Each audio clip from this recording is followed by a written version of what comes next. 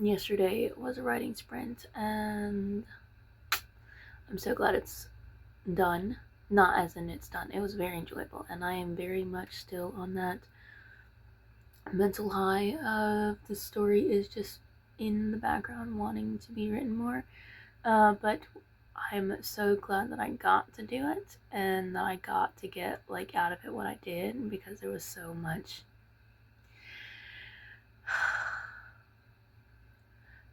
unpacked, and I won't give spoilers because oh geez, I want to just dish it all. But let's just say it was of a rekindled flame, and those of you that don't know, that is actually book 4.5 of my distorted reality series, which I'm on book 2, which actually should be done relatively soon, maybe by the end of the year postage wise, and I will be moving on to book 3 sooner than expected. And yeah, I'm excited for that. But what I tend to do is I started last year, randomly got this idea for a rekindled flame, and sort of just started doing a sprint once a month. I wasn't able to do it but a few months last year, and I'm trying to get back into it this year.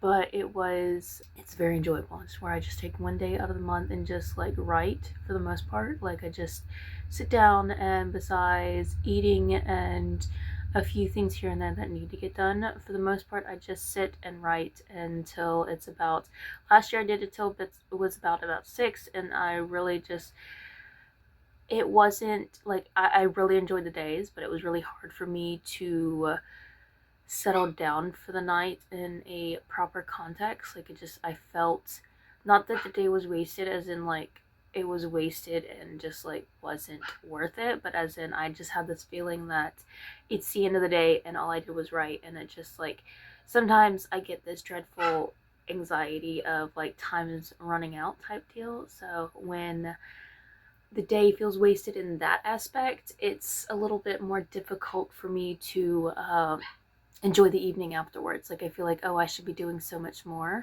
Why is it already the end of the day? So instead, I started doing it to where about 4, because what happens is if I set a timeline, then it's that timeline will often, if I'm in the middle of writing, get pushed. So I have to expect that. So instead of doing it until 6 is my cutoff, I do it till 4. And then yesterday, I think it was about 4:30, close to 5, when I actually cut it off. But I felt more enjoyable. Like I got to get an exercise in, I got to get my devotional or like Bible in and stuff like that without feeling like this pressure of there's too much to do but not enough time. But yeah, I'm excited about that. My dog's barking in the background, sorry. But it is early morning, so if you wonder why I look like a hot mess, that's why. But yeah, I'm excited about it. I did get to dig into it more, and it was chapters. I got 3 chapters done. It was about 17 pages, which is not as much as last year's writing sprints, but is still like better than last time's writing sprint, because I started doing it last month, so this is the second time doing it. These chapters were in Liam's point of view, which, if you don't know, Liam is an alter in a head group by the character Jackson. Like there's Jackson, there's Liam, there's Connor, and there's Alder. And when I write them, I do it to where it's different point of views, like how I do with my chapters, to where it's like mainly it's one person point of view, but you're getting from their perspective.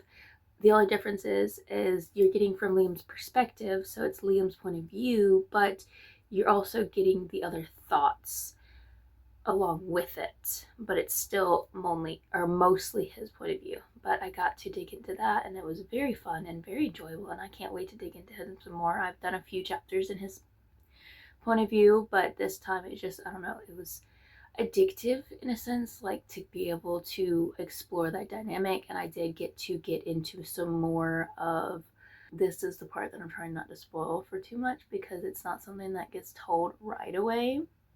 It's kind of like hinted at the beginning of my series, but there's something on in the background of certain characters' lives, we'll say the least, and I got to dig into that more. and it was very enjoyable, and I got to actually dig into more of the dynamics between the different relationships of the different alters, like like how Liam and Jackson are, how Jackson is, because he's definitely a lot different than I originally made him out to be. Like the more you get into a character, the more they kind of grow, and it does. He is 17 in this, and when you see him a lot in the main series right now, it's mostly when they are younger, so when he's about 14. Um, there are some times to where it's when he's older, but yes, this is kind of a little bit more when he's a little bit more mature, a little bit more growing into himself, and definitely is exciting. And I got to dig into another character that kind of and develop him more, a little bit more of why he is the way he is, and it very much was a shocker to me what got put into that. Like when I write the stories, it kind of just comes to me. I don't put anything in there for shock value. Like when I was a little bit younger writing, like I would think, oh, this would be fun. Not necessarily like shock value just to put shock value, but as in like if I'm not careful, I can tend to have a dark imagination, so I have to rein that in. So I would like as in shock value, as in I want to add this in because this seems like it would be super fun. But now it's just like this more so, if I'm adding this in, it has purpose, it has meaning, and there's a reason it's in the story.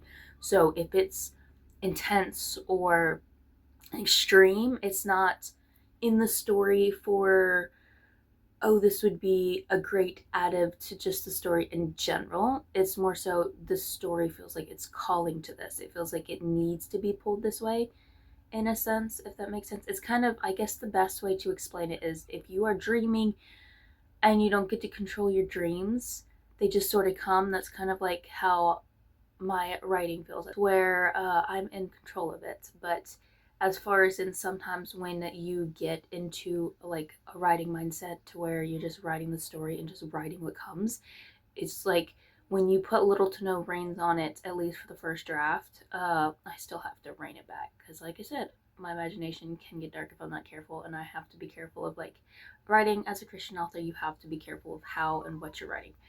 But that being said, I still try to do the method of with the stories. Like I have a vague outline or a vague idea that I want, and when I start writing it, I just write, and just whatever comes, whatever, like, and then I will edit it and alter it if it needs to. But there's just pieces that I don't know are coming, and then they just sort of pop out of nowhere. And there was a lot of that in this, and it was beneficial because in a couple of months, I do plan on taking a break of all writing projects and working solely on starting a new book that I've had my mind set on for a while, and I'm trying to do that. I don't know if it's going to be every year or every time I finish a book. I'm still trying to finish that because I will have the first draft of A Faltering Self, book 2, done by then.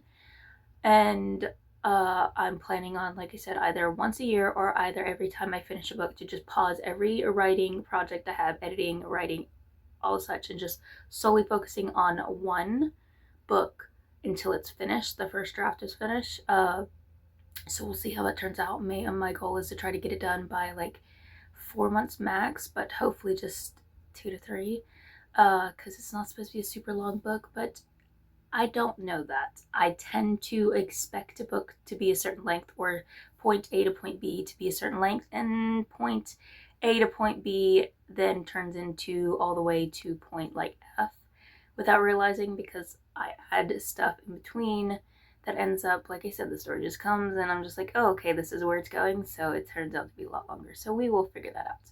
But it's a book that digs into the background story, I guess to say, or the past story of a lot of these characters. And I think being able to do this writing sprint this month and being able to dig into a little bit more, it did give me a little bit more perspective and idea of what I want to do with that one. But yeah, that's it for me.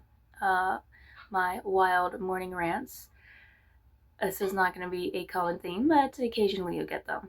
But yeah, that's it. And I thank you for coming. Thank you for staying. Good morning, good evening, good whenever it is for you. It is morning for me, so good morning to you. Goodbye.